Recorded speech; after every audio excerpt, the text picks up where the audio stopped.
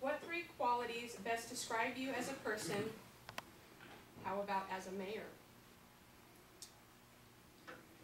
I'd say the three qualities that best describe me as a person. I am straightforward. I will tell you exactly what I think. Believe me, when I get done speaking, you'll know how I feel about something. And there won't be very much doubt about how that is. I think that my best qualification for being mayor is that I have found this place an incredibly beautiful place to live. I sometimes refer to it as Sun City North. I can get in my golf cart, take my dog, go over to the golf course, and play with my golf partner who happens to be sitting in the audience tonight, and go home, hit my garage door opener, and I'm home. The open spaces that are cared for by our city staff are incredible. We're talking a number of acres. And the other final quality, I guess you might say I'm honest to a fault. Thank you. Mr. Stevens? I would say the three qualities that describe me best would probably be caring, compassionate, and thoughtful.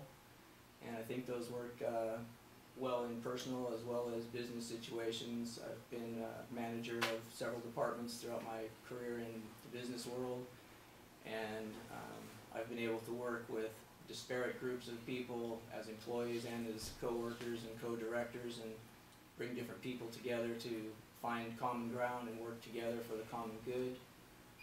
As a mayor, I think those qualities will all serve me well. I think one of the main things that we lack currently is direction from the top, and one of the things that I hope to do if I'm elected mayor is to actually be a presence in City Hall more than one day a week, so that the staff can rely on seeing me there and helping them with the problems that they might encounter.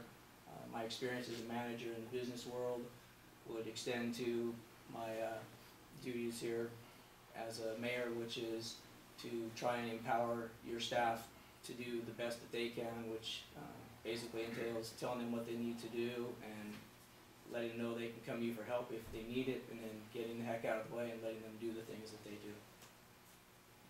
Mr. Arthurs, you do have a 30-second rebuttal if you'd like. I currently believe that our city staff is one of the most dedicated I've ever seen.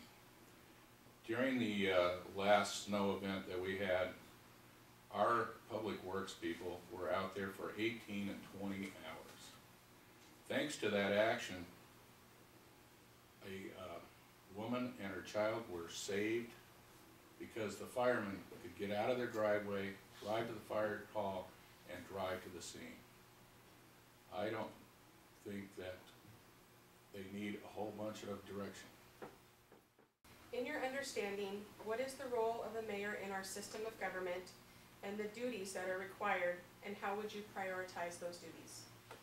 As I said in my opening speech, North Bonneville is governed under the strong form of mayor-council government. There are two types of council-mayor government: the strong form, or executive, and the weak or ceremonial type. The second is pretty self-explanatory. The mayor cuts ribbons and kisses babies, and there's a city administrator who runs everything. In the type that we have, the mayor is the executive or CEO or manager or director of the city staff. And that means that they have to be there to give direction and to help when problems arise. I think that's something that has been lacking and something that I would very much like the chance to rectify here. Mr. Arthurs? I think he covered the situation pretty well. The mayor is the executive here. He is the managing director of this city, and he has a lot of responsibilities, including emergency management, supervision of all the personnel here. That's police, public works, city clerk, treasurer, etc. It's a big job, and to be honest, it's a lot bigger job than I realized when I initially signed up. However, I've been studying it quite thoroughly, have ridden around with a lot of the people, and I believe I've gotten a pretty good handle on it. Stevens?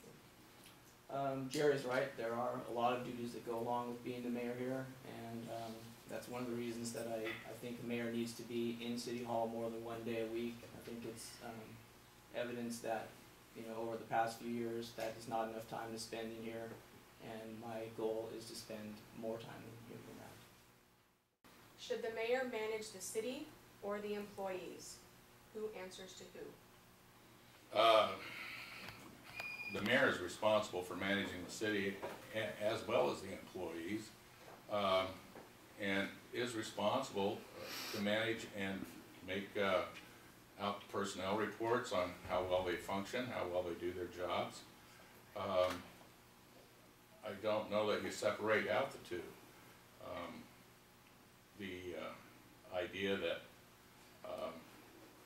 when the mayor is absent, in the absence of the mayor, the hierarchy would be the city clerk treasurer, then basically assumes the role of, well, in essence, Mayor Pro Tem, because they are the person who would be in charge of all the departments in his or her absence. Okay, Mr. Stevens? Actually, I would have to respectfully disagree with Jerry on that one. In the absence of the mayor, there is a mayor pro tem who is elected by the council and is a member of the city council, and according to Washington state law, that is who would be in charge in the mayor's absence. As to the question, the mayor's job is to be the administrator and manager of the city staff. The form of government we have is a miniature model of our federal form of government. There are three branches: there's executive, legislative, and judicial. Judge Nix provides pretty much most of our judicial branch. The city council is our legislative branch, and the mayor is the executive branch. That's why they call it a strong mayor form of government, because the mayor is the executive, the chief executive, the man in the White House, the decider, I guess, if you want to go back a few years. He is the person that is ultimately responsible for making sure that the city staff does what they need to do to maintain the city in the best way possible. Mr. Eckers?